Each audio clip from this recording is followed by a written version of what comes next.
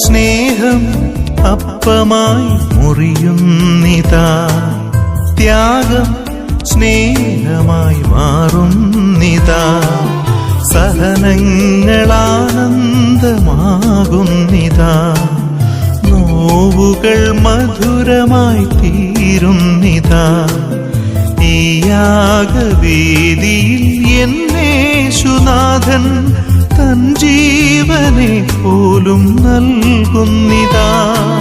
സ്നേഹം അപ്പമായി മുറിയുന്നിതാ, ത്യാഗം സ്നേഹമായി മാറുന്നിതാ, സഹനങ്ങളാനന്ദമാകുന്നിതാ, നോവുകൾ മധുരമായി തീരുന്നിതാ.